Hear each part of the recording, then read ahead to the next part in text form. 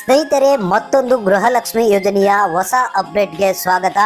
ಎಲ್ಲರೂ ಕೇಳ್ತಾ ಇದ್ರು ಗೃಹಲಕ್ಷ್ಮಿ ಯೋಜನೆಯ 4ನೇ ಕಂತಿನ ಹಣ ಇನ್ನೂ ಬಂದಿಲ್ಲ ಅಂತ.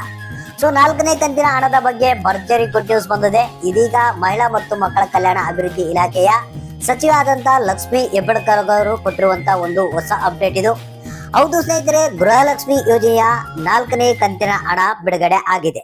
ಯಾವ ಜಿಲ್ಲೆಗಳಿಗೆ ಬಿಡುಗಡೆ ಆಗಿದೆ, ಎಷ್ಟು ಜಿಲ್ಲೆಗಳಿಗೆ ಬಿಡುಗಡೆ ಆಗಿದೆ, ಯಾರ್ಯಾರಿಗೆ ಈ ಒಂದು 4ನೇ ಕಂತಿನ ಹಣ ಬಂದಿದೆ, ಯಾರ್ಯಾರಿಗೆ ಬಂದಿಲ್ಲ ಅನ್ನೋದ್ರ ಬಗ್ಗೆ ಈ ಒಂದು ಹೊಸ ಅಪ್ಡೇಟ್ ಮುಖಾಂತರ ನಿಮಗೆ ತಿಳಿಸ್ಕೊಡ್ತಾ ಇದ್ದೀನಿ.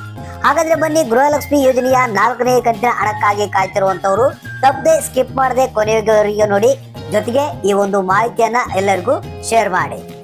ಹೌದು ಸ್ನೇಹಿತರೆ, ಇದೀಗ ಬಂದಿರುವಂತಹ ಒಂದು ಲೇಟೆಸ್ಟ್ ಅಪ್ಡೇಟೆಡ್ ನ್ಯೂಸ್ ಇದು. ಇವತ್ತ ಏನಿದೆ ಅಂದ್ರೆ ನಿಮಗೆ ಗುರುವಾರ ದಿನ ನಿಮಗೆ ಗೃಹಲಕ್ಷ್ಮಿ ಯೋಜನೆಯ 4ನೇ ಕಂತಿನ ಹಣವನ್ನ ಬಿಡುಗಡೆ ಮಾಡಲಾಗಿದೆ. ಒಟ್ಟು 22 ಜಿಲ್ಲೆಯವರೆಗೆ ಗೃಹಲಕ್ಷ್ಮಿ ಯೋಜನೆಯ 4ನೇ ಕಂತಿನ ಹಣ ಬಂದಿದೆ ಅಂತ ಮಾಹಿತಿ ತಿಳಿಸಲಾಗಿದೆ. ಹೌದು ಸ್ನೇಹಿತರೆ, ಬಹಳಷ್ಟು ಮಂದಿ ಕೇಳ್ತಾ ಇದ್ರು, ಸರ್ ನಮಗೆ ಗೃಹಲಕ್ಷ್ಮಿ ಯೋಜನೆಯ 4ನೇ ಕಂತಿನ ಹಣ ಬಂದಿಲ್ಲ ಅಂತ. ಸೊ ಇದೀಗ ನಿಮಗೆ 4ನೇ ಕಂತಿನ ಹಣ ಜಮಾ ಆಗಿದೆ. ಒಟ್ಟು 22 ಜಿಲ್ಲೆಯವರೆಗೆ.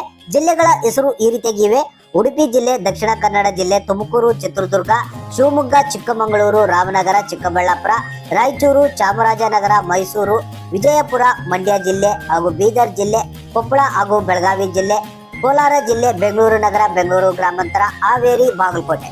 22 ಜಿಲ್ಲೆಗಳಿಗೆ ಗೃಹಲಕ್ಷ್ಮಿ ಯೋಜನೆಯ 4ನೇ ಕಂತಿನ ಹಣ ಬಿಡುಗಡೆ ಆಗಿದೆ.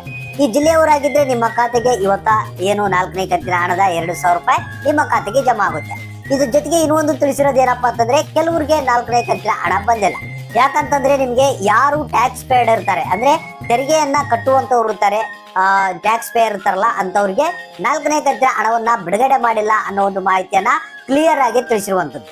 ಸೊ ಹಾಗಾಗಿ ಯಾರ್ಯಾರಿಗೆ ಗೃಹಲಕ್ಷ್ಮಿ ಯೋಜನೆಯ 4ನೇ ಕಂತಿನ ಹಣ ಬಂದಿದೆ, ಯಾರ್ಯಾರಿಗೆ ಇಲ್ಲ ಅನ್ನೋದನ್ನ ನಿಮ್ಮ ಒಂದು ಚೆಕ್ ಮಾಡಿಕೊಂಡು ಕಮೆಂಟ್ ಬಾಕ್ಸ್ ನಲ್ಲಿ ತಪ್ಪದೆ ತಿಳಿಸಿ.